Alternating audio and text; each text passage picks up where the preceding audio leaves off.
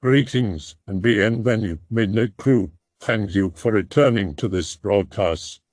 And welcome to new viewers joining us for the first time. If you like a video, then feel free to subscribe. I have a story that I posted in a thread of my own, but the thread was not getting any traction, so I will post it here. This story was told to me by my grandfather. I cannot tell you guys the exact year, but my grandfather implied that this story took place when he was a boy, so that would put this story in the late 40s or early 50s. My grandfather was born and lived in the rural parts of the Deep South. His great-uncle lived down the road from him. Back in those days, the family kind of lived all in the same general area and knew each other's business and were involved in each other's work. At this time, my family were farmers and moonshiners. As such, they owned the only car in the area. And when I say they owned, I mean as a collective. All of the extended family, brothers and uncles, etc., used that car. My grandfather and his extended family lived on a road that they owned, basically both sides of the road, for what seemed like a couple of miles, meaning that my grandfather and his family would live in one house surrounded by their fields and woods, go an eighth of a mile down the road, and my great-great-grandfather would live there surrounded by his property. Go another several hundred yards down the road and one of my grandfather's aunt and uncle would live there, etc. This would go on for a couple of miles. I say all this to explain that their road was infrequently traveled by car, as my grandfather's family owned the only car in the area, and his extended family was practically the only family down that road for miles. If there was nothing to do, either on the farm or in moonshining, my grandfather's great-uncle would sometimes walk about 5 to 10-ish miles down the road to the nearest busy road for cars. He would just loiter around the intersection at the regional church and wait for cars to pass by, to talk to the people in the cars. At this time, you would maybe get a car an hour on a busy day. On to the main story. One day at dusk, my grandfather's great-uncle had to use the bathroom. There was no indoor plumbing, so he had to go to the outhouse down by the edge of the woods. As he was making his way down the path, and since it was nearly dark out, he noticed a light traveling through the woods. He said that the light was moving towards him, kind of bobbing as it made its way through the woods. Though the motion of the light would have resembled a person walking through the woods holding a lantern, he knew that it was not the case. The light was blue, and it did not light up the surrounding area. It was just a light unto itself. This strange sight scared him, so he froze in place, not too far from the outhouse at the edge of the woods, his eyes transfixed on the light. He said that the light came out into the open. The light, almost a foot in diameter, started to bob more violently. It almost resembled a bouncing ball, though not ever touching the ground, just a violent bobbing. He said that he knew, somehow, that he was going to die soon. He did not know how or the day, but that he would die in the very near future. I do not know how he knew, just that it was a bad omen. He told his family of the light that he saw, and that it was a bad omen, foretelling his death. He also said that he was in fear for his soul, and that he was sure he would go to hell if he died. The very next Sunday, he went to the regional church that I mentioned was about 5 to 10 miles from his house. He confessed his sins and was baptized that day. The Saturday after he was baptized, about a week and a half after the sighting of the light, he was walking home from the intersection. He had spent that Saturday, as he had many lazy Saturdays, hanging out at the intersection and talking to passers-by. Later that afternoon, he decided to return home. He was making his way down the winding road that my family lived on, and he was run over by a car in a curve in the road. As nobody came to the door of any of his relatives, his killers were never caught. His body was found by my family when they went out searching for him when he did not return home that evening. TLDR. My grandfather's great-uncle sees a blue light at the edge of a field near dusk. The blue light is a bad omen.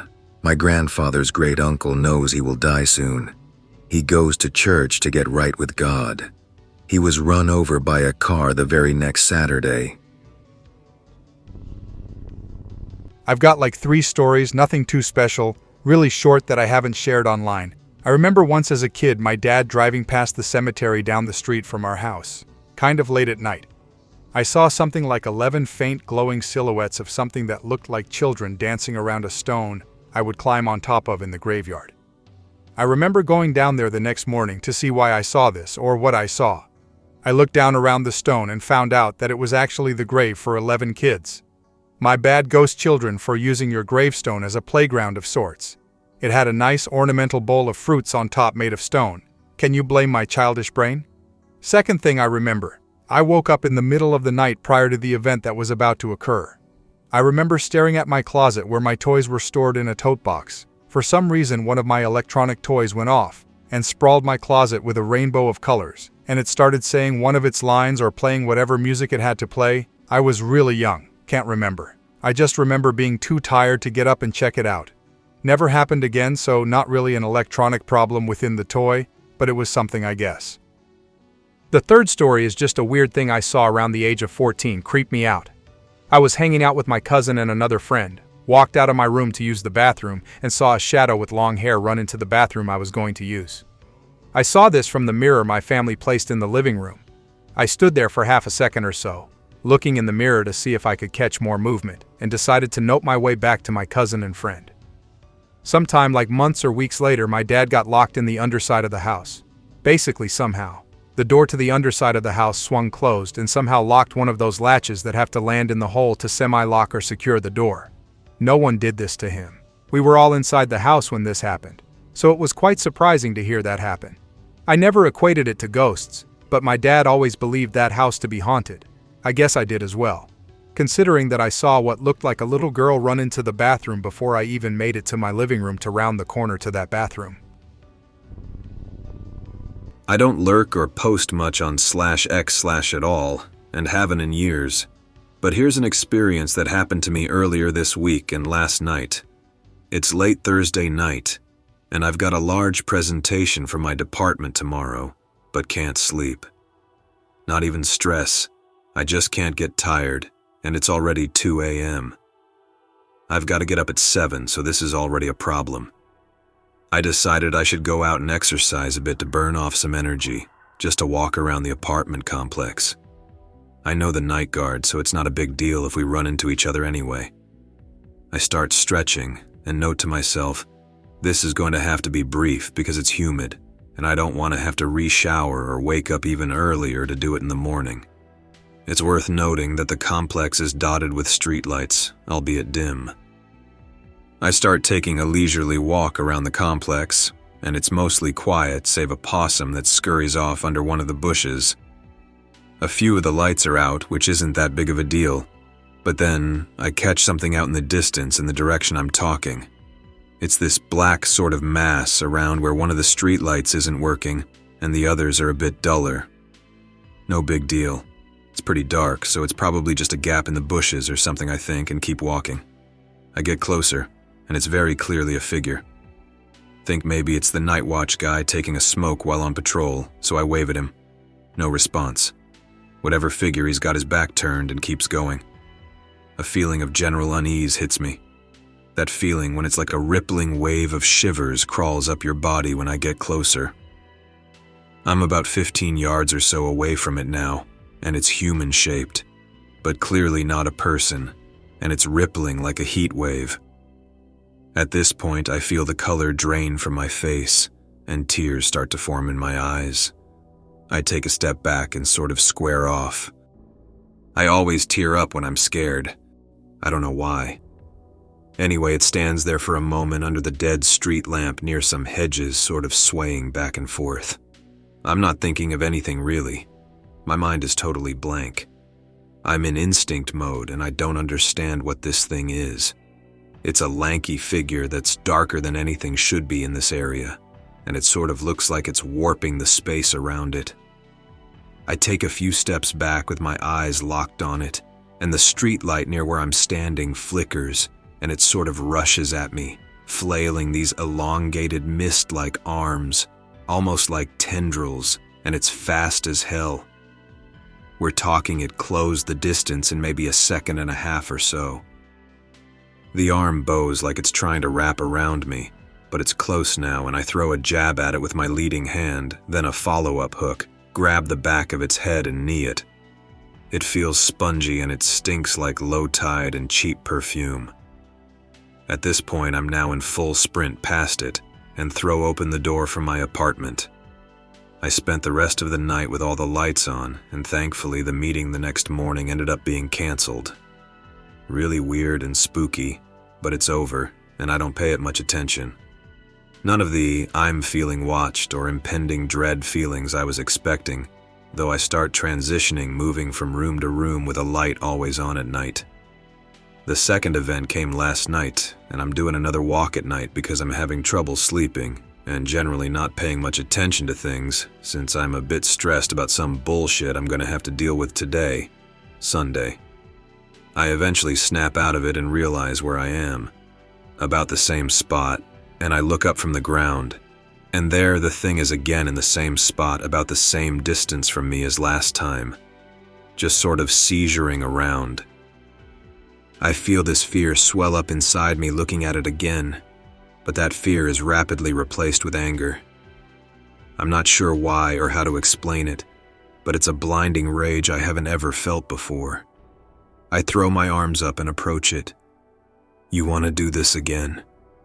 It sort of contorts its form as if it's looking behind itself at me, and then it sort of flails around like the top of its body is rubber and sprints off in the opposite direction towards some hedges. I chase it, but it just fades out before it reaches them. I walk past it and mutter to myself, "That's right," before finishing my walk. I'm generally not a confrontational person, and the only fights I've ever had were when I was taking karate in high school.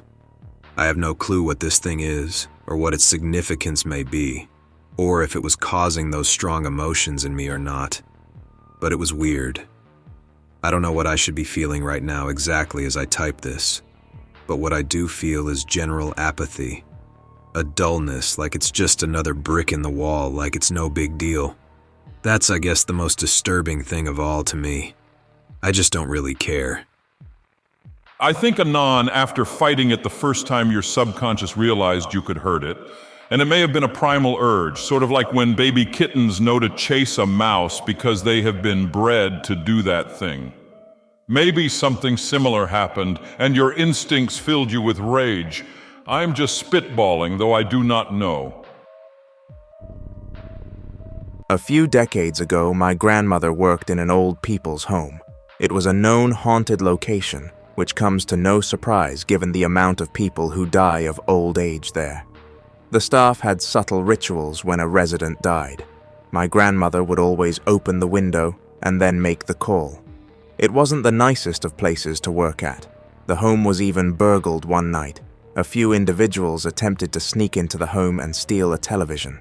The home hired a new member of staff who was told early on she'd probably experienced something unusual or creepy while working there.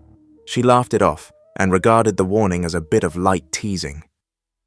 One day she was giving each resident a cup of tea in the main living room. After noticing a woman wearing all white, she went back to the kitchen to ask for another cup as she was a cup short. The member of staff in the kitchen explained that she wouldn't need another cup of tea. The new girl insisted, so she got a new cup and entered the living room.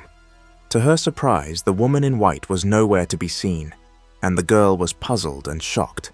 Other members of staff had to explain to her that the woman she saw was not a resident, at least a physical one. This apparition of a woman wearing all white was a consistent sight in the home. The home was subject to some poltergeist activity too. My grandmother and another member of staff entered a resident's room after he had recently passed. They were merely cleaning up. At some point they stood and looked at each other during some kind of minor dispute.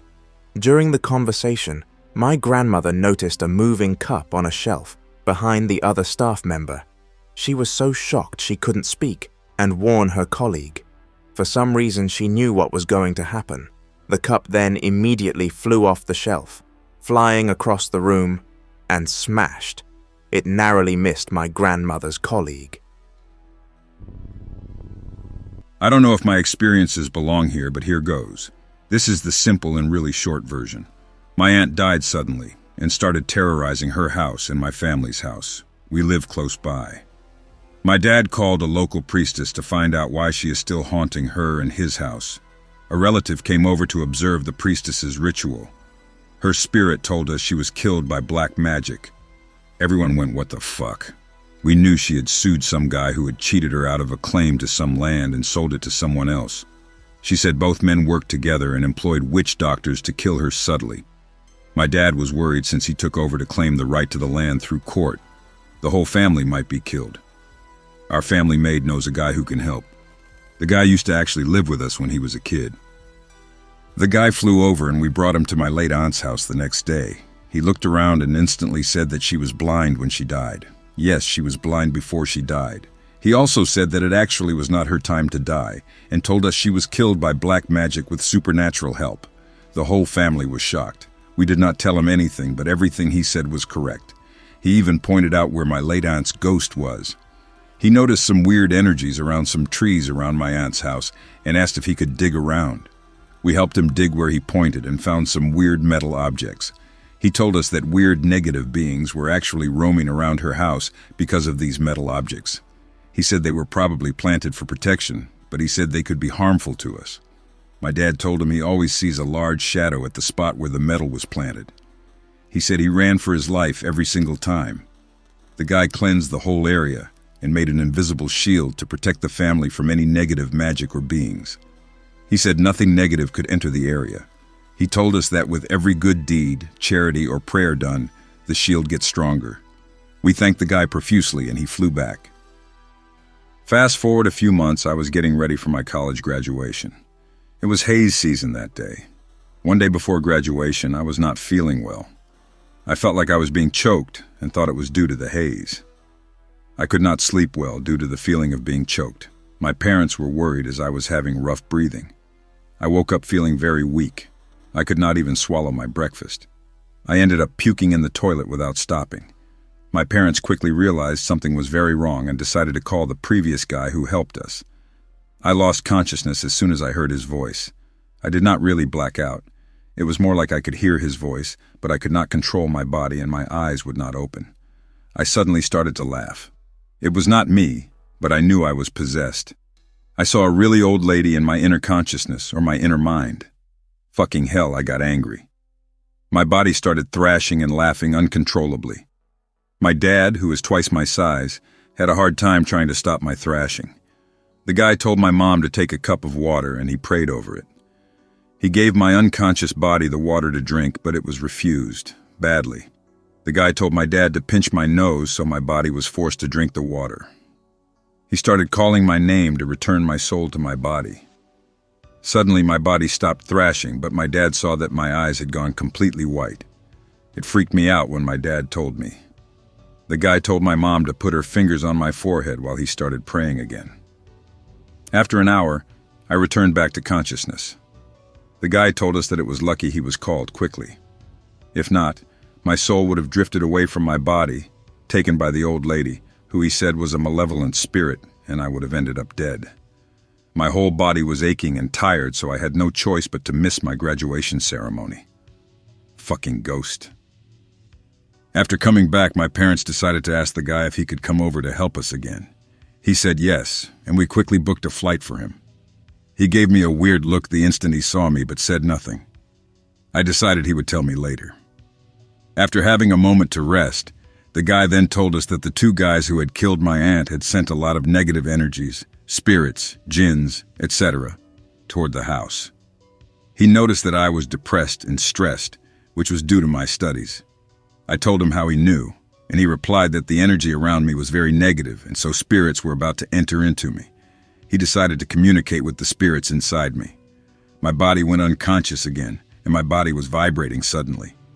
He managed to find one spirit in me and befriend it. He asked the spirit to show him if there are many spirits in the house.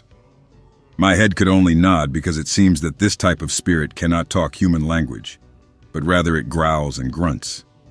My body starts to move on its own with my eyes closed. The spirit pointed to each corner where there were ghosts, etc. Some were in the corner of my brother's room, some were on his bed, one was on my bed, and there were some on my parents' room ceiling. The guy then told the spirit controlling my body to tell him where the spirit's leader was. My hand pointed up. He ordered the spirit to bring down the leader. My body suddenly sat up, and suddenly, in my conscious mind, I felt like I was pulling something down. Now my body was taken over by the leader. The guy questioned the leader and was able to befriend it. He found out an imp was the leader. He asked the imp how the other spirits were able to enter into the house area since there is a shield protecting the area. The imp told him they entered through the food that the whole family eats. The guy then asked the imp what their purpose was for coming here, and surprise, surprise, it was to kill the whole family. It turns out we were given as a sacrifice. The guy then asked the imp who sent them, and again, it was the two guys who cheated my late aunt. The guy decided that was enough information and told the imp to leave my family alone and to bring the other spirits away from my family, or he would destroy them. The next morning, I woke up possessed again. My brother found me just laying on the bed, breathing heavily and crying. He woke the guy to try to help me wake up. He starts praying again and calling my name. I suddenly stop crying and he starts talking to the spirit controlling me right now.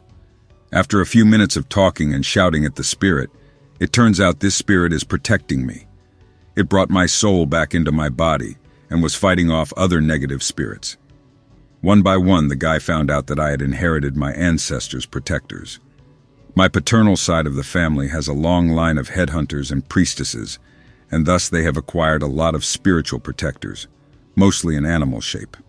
My grandmother used to be a local priestess, and it seems these things are passed down to me. He found out I have 7 guardians in me, and they were not able to manifest themselves because the spiritual door inside me was closed. The guy then cleansed me and told me that with the guardians now free, I will be able to see, hear, and smell spirits, ghosts, etc. But I would not fear them. What the guy said is true. Within a week, I saw many spirits circling around my home area. One particular one was a gigantic thing with fur covering its body. The shit was weird, but somehow it was not that scary, but more odd to me. Dude, this is a crazy story. Where are you from? I'm a little paranoid of telling my location, but yeah, Malaysia. Pretty sure spirits and ghosts are more aggressive in Southeast Asian countries. There is so much I want to ask. I guess for starters, did your dad win the legal proceedings to get the land back? Was that the last you heard of the 2 men who killed your aunt?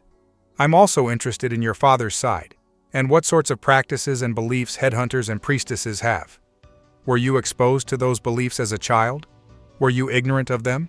And I'd love to hear of any specific sightings you had. You mentioned a giant fur-covered creature. Can you go into greater detail about any of these? The court case is still ongoing. Both idiots kept on reappealing the case even though they kept losing. This is like the 5th time they reappeal. They wouldn't win though, unless they bribe the judge, since they don't have any strong evidence on the claim. This case has been going on for about 4 years now, and I'm getting tired of it. As for those 2 idiots, I last saw the guy who sold the land during a wedding of a relative of mine like 2 weeks ago. The guy is actually an uncle of mine, 3rd cousin if I'm not mistaken. Since I am more sensitive to, let's say, the supernatural now, the guy smells really bad, and I mean like some rotten meat or trash smell. I sometimes saw some kind of shadow following him. Maybe his guardian or something, but the thing has some bad vibe around it. Never heard anything from the other guy who bought the land, though. The only time I saw him was during the court case hearing. Both idiots are still actively sending weird mumbo-jumbo shits toward my family, so I guess they're still seething about the land claim. The headhunting and priestesses thing are mostly my people's culture. In the olden days, the tribe believed that the more head you possess, the more powerful you are spiritually. The heads can be used for protecting your property, wealth, etc., since it is believed that the head contains the spirit of the dead. Of course, no one practices headhunting nowadays. The priestesses thing is more like the local shaman or witch doctor, curing sickness, contacting the dead, getting rid of evil spirits. My paternal grandmother loves to tell stuff about the spirit world. I mean, shit, my family used to own 3 skeletal heads and 2 large urns that housed something. Every single morning I would see Grandma talking to these things and offering some food and drinks. Told me it was our family's guardian or something. She used to be a priestess, though, so I guess it's expected that she has these things. I remember vividly that if I had a stomach ache, she would chant something, put her palm on my stomach, and suddenly my stomach didn't hurt anymore. Funny though, the spirits never bothered the family, even after Grandma passed away. As for spirit or ghost sightings, I have too many experiences to tell. Ever since my guardian spirits were let loose, I can see and sense spirits. I could see spirits, ghosts, jinns, or whatever. The giant fur-covered thing is just another example of a spirit, I think, living near a large and old tree near outside of my house area. It doesn't notice me. Probably thought I can't see it, but it's there, minding its business. Shit. Even in my workplace, there are some spirits or ghosts living there. They are just minding their own business, and the guardians inside me told me the spirits wouldn't bother me, so I just do my shit normally without thinking much of it. A workmate of mine, someone who could also see these things, would smile subtly at me when there's something behind or near another colleague. We find it pretty funny that no one else would notice these things but us. If I could, I would tell all of my experiences or knowledge I learned from the guy who frequently helps me with the supernaturals, but it will be too much to write. Here's a quick sketch of the fur-covered creature anon. It more or less looks like this. Spooky. I have a similar story that was told to me by an uncle of mine when we were visiting family in North Carolina. He's my dad's oldest brother. I was about 15 at the time, and a complete fedora-tipping atheist. But I still thought it was interesting back then. Dad and Uncle were hanging out talking about their childhood, while I sat around reading, occasionally listening to them. Over a couple of hours, Uncle got a bit drunk and said something like, "Man, do you remember those fucking lights?" It was very sudden, so I couldn't help but look up from my book, and Dad kind of glanced over at me and tried to wave it away. Then Uncle pointed at me with his beer and said, "You never told him?" So the story as he told it was that he and my dad were hunting in the forest when they were teenagers. It was pretty early and dark, especially under the trees. Suddenly they saw these 3 lights zip past them from behind, heading forward. They look at each other like, "What the fuck is that?" and watched as the balls stopped about 10 feet away from them. Then they started bouncing in the air like basketballs, and both of them felt sick as shit. Uncle had to help my dad walk home because he was almost passing out. When they both got back, they told my grandpa, and he got really quiet and took them to some dude they called the doctor, but who was just some dude who gave out teas and herbs and stuff. Dad was really ill by that point, and the doctor said if you hadn't brought him in, he would have died in 3 days. He told them to light some candles or something and to say some weird prayers, and he said he'd take care of the rest. Anyway, after that, Dad was fine, but Uncle said the reason he brought it up was because one of the neighbor's kids had told his parents that he saw the same lights. But he never got sick, so nobody thought anything of it. But just a few days before we showed up, he was struck by lightning. Fucking weird story. Also been here for over 10 years, so here's a story for you. Around 2013, I was at university and spent the summer break at my then-girlfriend's parents' house. They lived closer to where I was working, and they had a lot of room. Her grandpa had passed earlier on in the year, but her house began experiencing your typical ghost hauntings, seemingly out of nowhere. We're talking thrown objects, moving items, footsteps, moving shadows, phantom phone calls with static on the other end, full body apparitions starting to manifest themselves. I was tapped on the head and back on 2 separate occasions. All this started happening around May and just ramped up as summer went on. Be me hanging out with my girlfriend and my girlfriend's sister while her parents are out on a weekend trip. Hey gang, let's ghost hunt. Invite a couple friends over so we have a group of 5. Set up an area in the basement and turn the lights off in the entire house, aside from a couple of candles. Set up a recorder for EVP's electronic voice phenomenon, and I download this app for ghost hunting. It is gimmicky but has a built-in EMF, electromagnetic field detector, and comes with a voice box function. It is not your typical voice box that scans through radio channels, though. The theory is that a spirit can manipulate the device and it will say a word like a spooky speak and spell. We begin. The first 30 to 45 minutes, nothing happens. EMF readings are low, and the app will randomly say words like cookie or shoe every once in a while, but that is it. Suddenly there is a shift in the air. The EMF starts to spike, and the air gets heavy. It is hard to explain, but there was just tension in the air and it felt weird. I do not say anything about it or the EMF climbing, and just monitor while others take turns asking questions. My girlfriend speaks up. Is it just me, or did the atmosphere change all of a sudden? Do you feel that?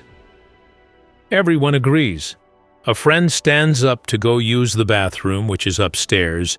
We follow his footsteps, and as soon as he reaches the hallway where the bathroom is located, the app says hallway. Lots of oh shits and jokes that my buddy is going to get ghosted. He returns and we continue on. The air is still heavy at this point. Someone asks, "So how did you die?" And the app speaks again like 20 seconds later saying, "Famine." Someone else asks, "You know you're dead, right? Why don't you just move on?" And the app says, "Can't." This continues on for a short period where we are getting responses within 20 to 30 seconds.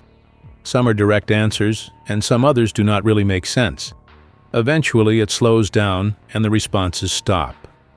We have been at it for an hour, so we start wrapping up. Once in a while, it will speak something, like somebody in the group banged their foot on a table and the app speaks foot. Eventually, we just go on with our night hanging out and nothing really happens after that. The house will still have little bouts of activity here and there from what I've heard. We broke up. But it slowed down, but when we were all there, we were always talking about it and thinking about it. And I think the more you focus and put energy into whatever it is, just ramps up the activity, sort of like a tulpa. I mean, you have 5 people sitting there intently focusing on this one thing, and then it just blew up all of a sudden. Years later, we were staying the night for a few days. I woke up to my girlfriend shaking and smoking a cigarette out the window. She was just scared as all hell. Apparently, she woke up to the lights flickering on and off in the room, and she looked over to the far corner and said there was some old man with gray, long, scraggly hair just standing there, and then he disappeared. Like 2 nights later, I woke up to the lights flickering on and off, but I just noped and rolled over and went back to sleep. I was not going to look over and see that fucker standing there, LOL. I shared this last month, but I can do it again. I called out to something and I think I was answered, but I'm not sure by what. I was about 14 years old or so. I'd been obsessed with paranormal shit since I was a small child. I was in Scouts and we were going to be camping in Gettysburg, which is probably the most haunted place in the US. I thought, oh yes, time to bullshit with some people. I fired up the early internet and navigated across a black background with angel fire and rotating gift tier shit. I came across a summoning guide for shamans or whatever, meaning spirit guide trash for hippies. I thought, haha, this is rich. I printed out how to summon a spirit of the night or something close to that, because it has been a long while and I was an edgy teen and this would totally be hilarious.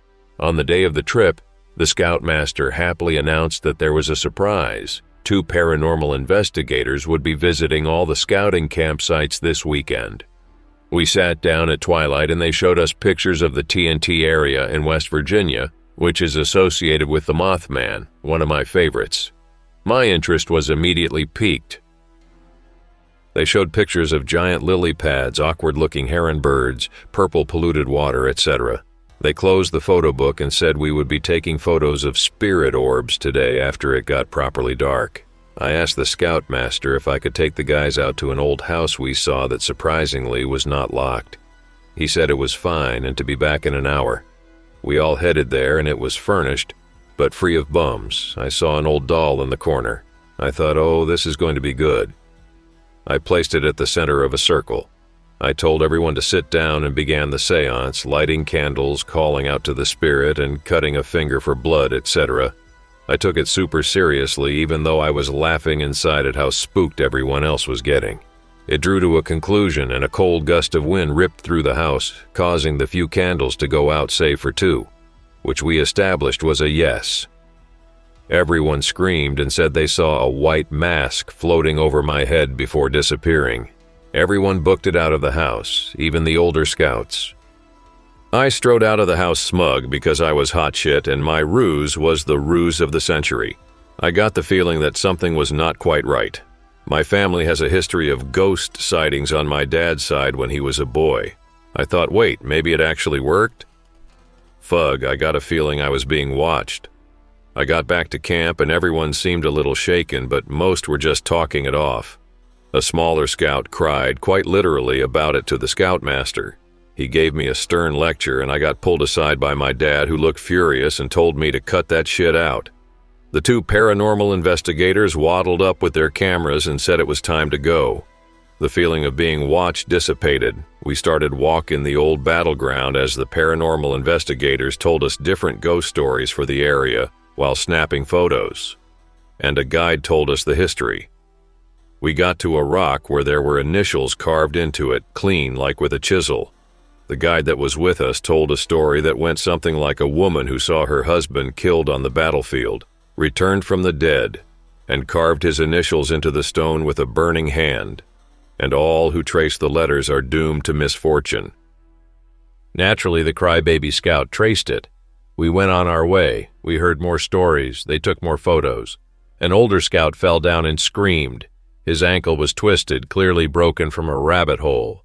The crybaby scout started losing his mind and crying.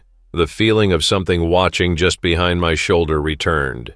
He blabbed about exactly what I did in the house, embellishing parts as children are wont to do. All the adults were super pissed at me because the piss baby could literally not hold his piss, as evidenced by his stained jeans.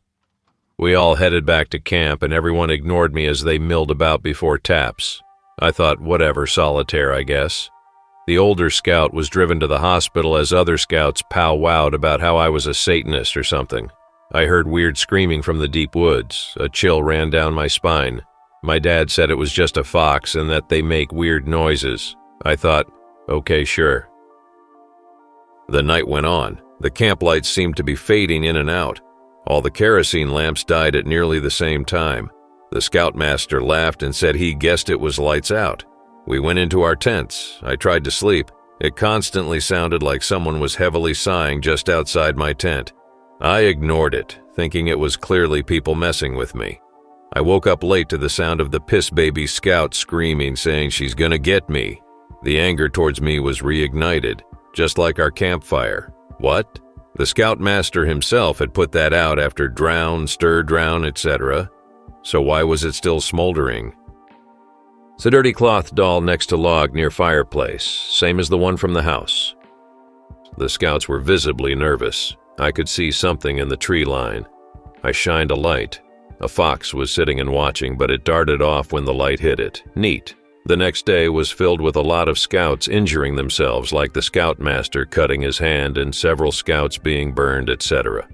It was the usual stuff, just more of it. It was a gloomy day with lots of clouds, and it looked like rain.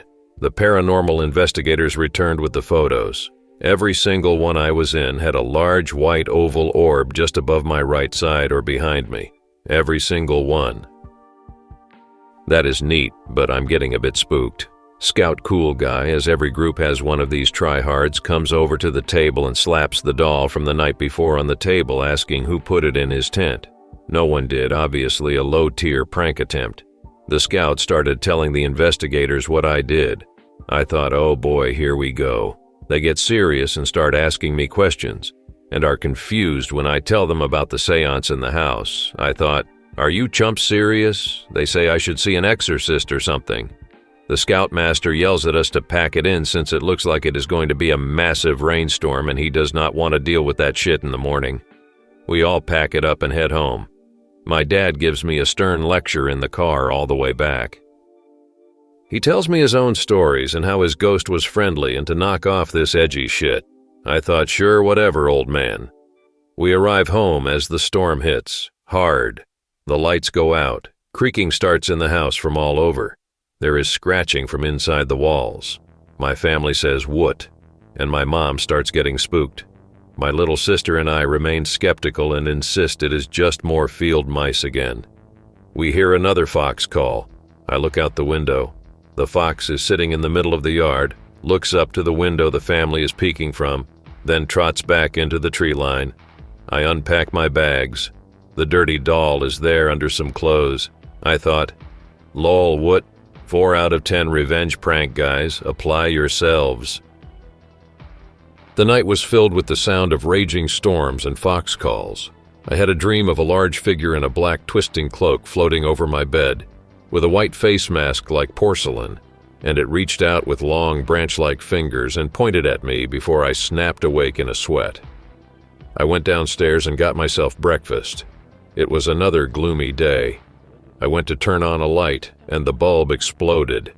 I turned on other lights, but none worked. I thought the power probably came back on in the night and I blew a fuse.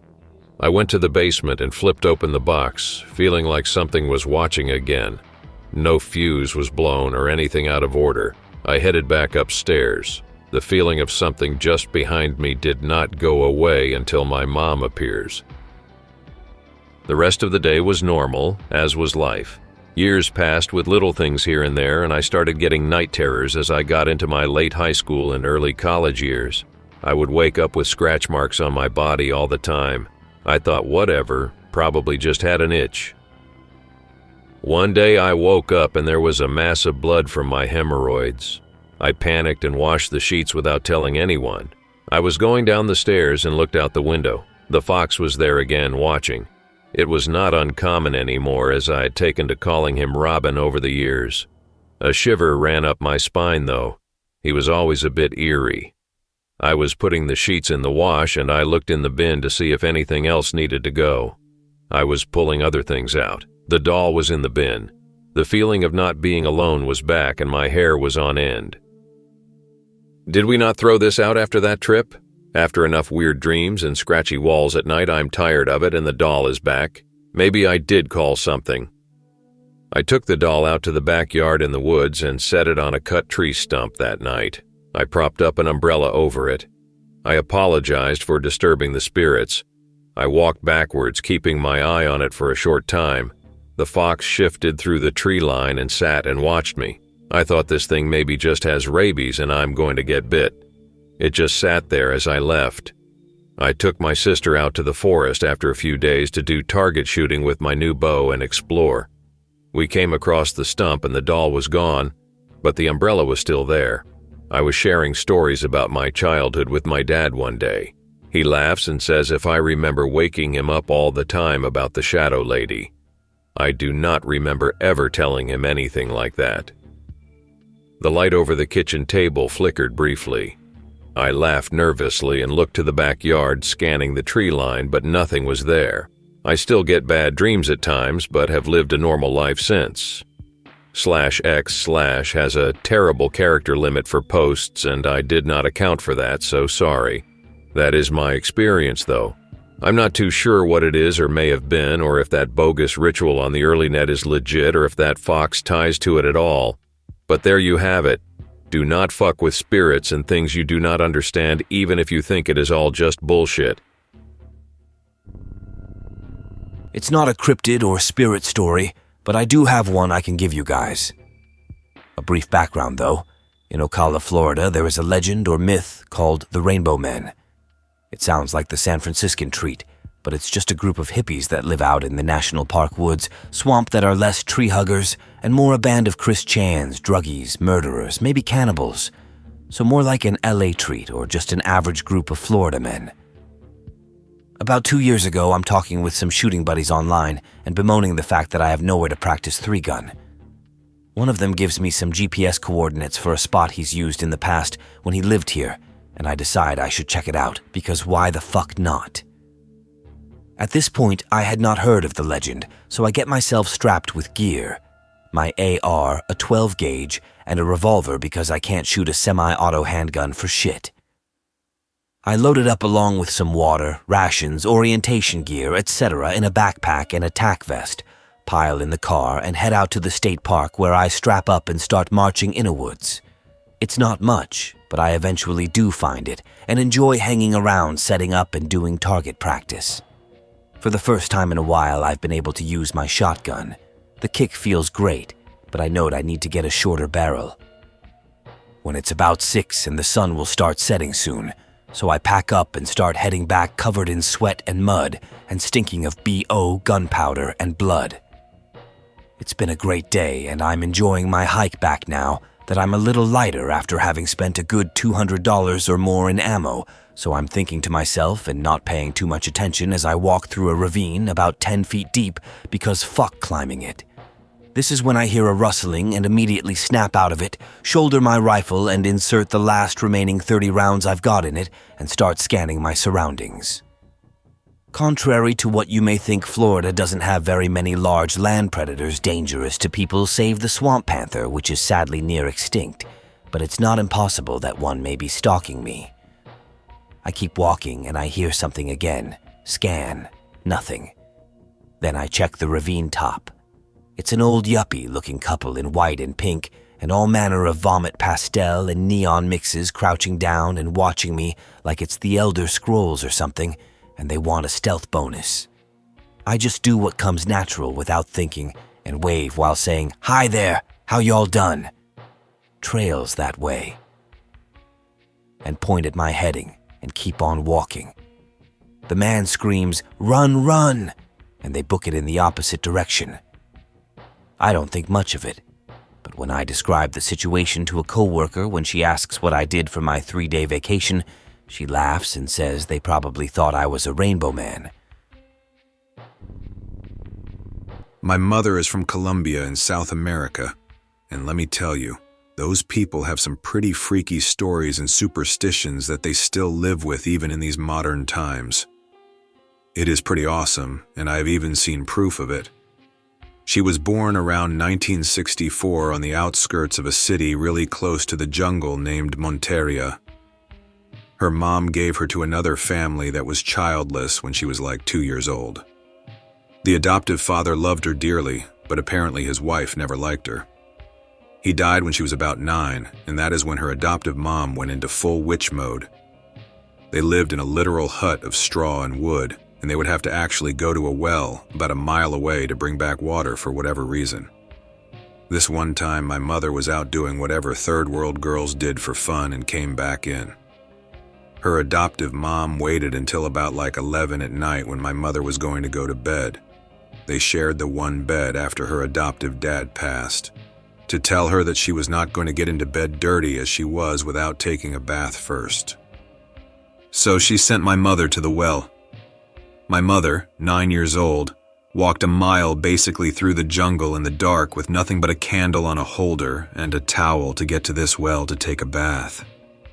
The well was surrounded by a little wooden pagoda, I guess to stop shit from falling in and whatnot, with a metal tub on it for the villagers to bathe in.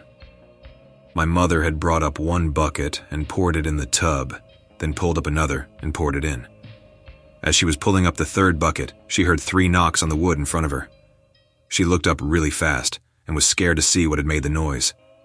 What she saw was a smallish man with greenish skin, long moldy black hair, jagged yellow teeth, and a really long face. She looked up and saw him. He chuckled, and she dropped the bucket and ran home as fast as she could with only the moon as her source of light. She got back and her adoptive mom whipped her for leaving the towel and candle holder. Fun fact, my mother first told me this story when I was like 7, and I had a nightmare about being chased by a long-faced, long-haired green man.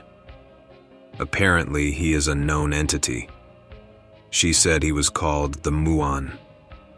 I spent years since then looking for information about him. Like in the mid-2000s, I found a Spanish article online about a girl that saw him around then. Very recently, I have seen more information, but he is referred to primarily as the Mohan. Here is the relevant info to this story. In some legends, it is a satyr-like being who steals young women and lives in a cave-like grotto in the bottom of the great jungle rivers where he keeps his female captives. In others, it is depicted as the spirit of an old Indian. Brawny and stout, with a terrifying grin and stare, with larger-than-human stature and proportions, who steals fishermen's bait, catch, or nets, and has the power to change shape into a cat-like beast. Other legends describe the Mohan as a big-headed Indian, with short legs and fish fins on his back, and very brown. He is portrayed as an extremely hairy being, with a very treacherous personality who dwells in the backwaters and is feared by many people. He also causes mischief for young girls who come to wash clothes in the water. Not sure if this counts, but here's mine. Alcoholic mom dies suddenly in early 2013. Her death was unexpected, though not really shocking. I had a strained relationship with her, but not totally ruined. She was not very religious, but did seem to believe in the supernatural. After her own father, my grandfather, died when I was around 3, she said that soon after he died, he would visit her in her dreams. The dreams went on for some time until she told him he was dead. By the way she tells it, he went, "Oh yeah," and stopped visiting her kek. I was not really a believer in the supernatural at the time, but still held on to hope that she would visit me so we could patch things up. The last time I saw her, we got into a huge argument, and I left angry. I also feel guilty over her death, even though I did nothing. When I was pretty young, around 12-ish, I had a horrible dream where she died all alone at home in agony. That is close to how she actually died, which makes me even sadder. So I am really hoping to see her in my dream so I can apologize and tell her I love her. Nope.wav. Years go by, my dad starts to date again, and finally meets who would eventually become my stepmom. I came home from college to meet her over break. It is 2015 at this point, and they are just dating. We get along fantastically, share a lot of hobbies, and always have a great time talking to one another. I am about to go back to school after the break, and I go to sleep late. That night, I had a dream with my mom in it. The first one she has been in since I was little. We are sitting together at the dining table, just the two of us, with her right in front of me and a giant full moon right behind her. In our kitchen, the dining table is right in front of a big window. I cannot really remember the specifics, but from what I can remember, she knew she was dead, but said she came back to life. The entire time, she did not look me in the eye. She was laughing, clasping her hands together and bragging about how she came back to life to see me. In the dream, I was playing along, but felt creeped out. It is hard to explain, but I got the feeling she was not actually my mom. But it was her voice. I do not remember what happened next, but I woke up feeling creeped out. I have never had another dream with her in it since. That's it. Not sure what the dream meant, or if it meant anything at all, but it was pretty spoopy for me at the time. I can remember the visual of her sitting in front of me with the moon behind her really vividly for some reason. Not sure if I have any abilities or whatever, but my dad tells me I used to do spooky shit as a kid, like know the layouts of their friend's house I'd never been in and talk about my past life. My mom also used to swear she had a past life when she was a kid. Never told this to any normies since they'd think I was crazy. So I'm a filmmaker, sorta. Haven't made anything decent in a while. I studied in Ireland, not far from where I grew up. One day I was out filming shit for B-roll in the countryside, a decent walk out of town. Guy, let's call him Jack, pulls up as I'm walking home, gives me a lift into town. Nice guy, probably in his 50s, fascinated by filmmaking and the thing I'm filming for. I think nothing of it, just small-town banter. 2 years later, I've graduated and enjoying my unemployed life. He sees me on the street, approaches me, reminds me who he is, says, "I'm part of a paranormal investigation group. Would you like to make a documentary about us?" Yes. I start going to his group's meetings, hiding my /X/power level the whole time, getting to know everyone. Learn a few interesting things. Turns out ghost hunters are as territorial as full-on gangs. No one agrees what exactly ghosts are or how they communicate. Everyone is a different type of eccentric. One woman in this group was a French cougar that the other female members didn't like. Important later. Let's call her Nikita. The head of the group, Ellen, is a seasoned veteran and quite obese, also relevant. Another member, Jane, is a sort of pseudo-Wiccan and one of the sensitives of the group. By this point, I'm a fairly experienced ceremonial magician occultist, but keep this to myself. And it turns out she's been doing rituals in the woods near my house for years now. So I do some investigations with them, PIC-related, none of which yield decent evidence. In fact, PIC-related was a literal scam I saw unfold. Wiccans would caretake this castle when it wasn't in use and had one of their own psychics join our investigation, where she led us and our meters under a radio tower to set them off. Anyway, the Kunene Ghost House. You can Google this to clarify, but this is an Evil Dead tier abandoned cottage in the middle of nowhere, right on the Northern Ireland border where a legit exorcism took place in the 1920s. Lots of local legends surround it, but it's a legit spooky place, and the exorcism 100% took place there. I got a tip on it from a friend and possible ex-criminal called Brian about it once I told him I was in a ghost hunting group. PIC-related. Brian was usually a very jovial guy, but he was dead serious when he told me, "Make sure you fucking stop by the nearby pub or call the local police station to tell them you're going there at night." The implication being that some IRA splinter group would likely fucking kill us for snooping around their territory at night. And that sounds hyperbolic, but it's true. There are still all sorts of IRA gangs floating around the border towns, using different woods to cache weapons, drugs, or whatever else, and the woods around the Kunene Ghost House were no different. Growing up near the border, I took that very seriously. So I relay this to the gang. "Please, Lord, tell the cops or pub before we go there at night, after we do a daytime recon." Now, no surprise that this didn't happen, because La Femme Nikita was trying to flirt with all the men in the group, and the girls didn't like her. They all needed excuses when it was her birthday in order to not go. Everyone was sick or had another engagement all of a sudden. But no one in the group was quite sure who was on whose side, so not everyone was told we were planning on an investigation at night in the Kunene Ghost House. Everything was last minute. Few people knew what was going on. And all of a sudden, me, Jack, Ellen, and Jane were driving at night to a spooky fucking house in IRA territory, with no one else in the group knowing where we were. And needless to say, the guards weren't informed either. It's the middle of the night. We meet in my town, and it should take about 1 hour 30 minutes to get there. Jack is following Google Maps, but someone, who knows who, made a barricade in our path. Jack has to slam the brakes to not smash into it, then tries to go around by a different back road route. But Jack is dumb and doesn't realize Google Maps corrects itself to your GPS, attempting to lead you back down the same route. We wind up at that same barricade twice before he figures out what's going on. By the time Jack figures out a decent path, his speedometer has literally broken. Now he's doing twice the limit on really hilly, windy back roads at midnight, gaining air off each hump. And because Ellen is obese, the car slams into the road after each hump, sending sparks flying each time. I am white-knuckled the whole way, shitting myself that I'll die in a horrific wreck in the middle of nowhere, looking for ghosts. Finally, we got there, 3 hours late and at the beginning of a rainstorm. We parked the car in a little clearing on this back road, cross over, then scramble down a ditch to the path in the above picture. We stayed for less than an hour. Surprise, surprise, no fucking ghosts.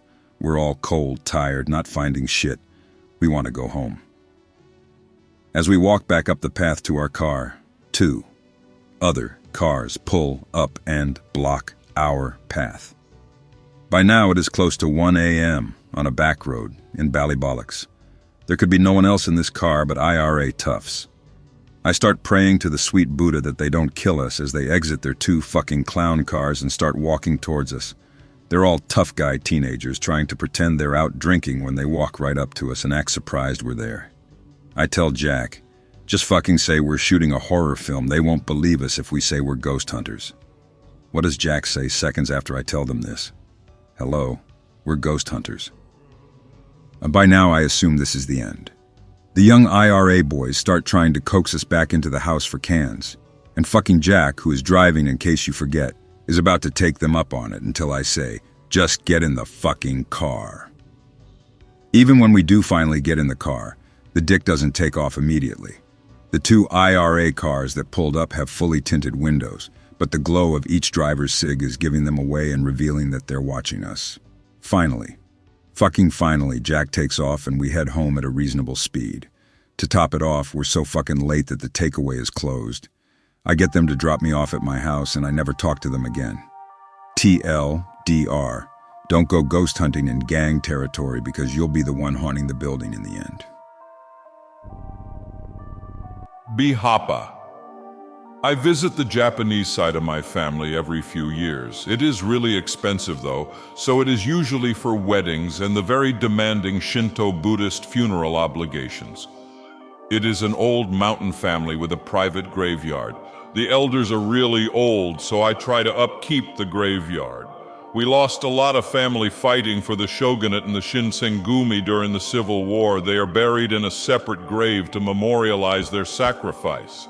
I was cleaning the graves one day and watching my hands because Japan has spiders that will give you the same effects as Viagra if they bite you, and large as fuck hornets and fire ants.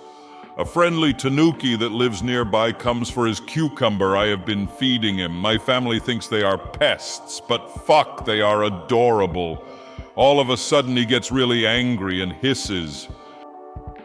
I see a weird fox with mange that he is staring at. The tanuki is having none of it and takes his cucumber and runs, which is weird because he normally does not even give a fuck about people and bikes. I feel bad for the fox and debate on finding a cucumber for it. I immediately notice the fox is being weird. It is running around the edge of the graveyard and not touching it like there is a fence. The graveyard ends at the forest where I decided it is too miserable to keep weed whacking onwards. It was just really strange, seeing this fox running around the corners and treating the plots as hot lava. Eventually, the fox gives up and keeps running back to the forest, but turning around and looking at me. I am 99% sure this is a horror story in progress, but I have an hour of daylight left, so I say fuck it and follow the fox. The fox leads me on a merry chase through the forest. It is actually quite beautiful. I get to a clearing and hear a pig squeal. I tell the fox I am not fighting a goddamn boar with a rake and turn around. I go back down the path and the fox is getting more and more frantic. I do not care. Giant pissed off pig, fight your own spooky battles. Cool story, bro. I hope that you enjoyed tonight's broadcast. If you enjoyed tonight's story, then please subscribe to the channel as more Greentext will appear daily. A new broadcast will appear when the clock strikes midnight Central Time.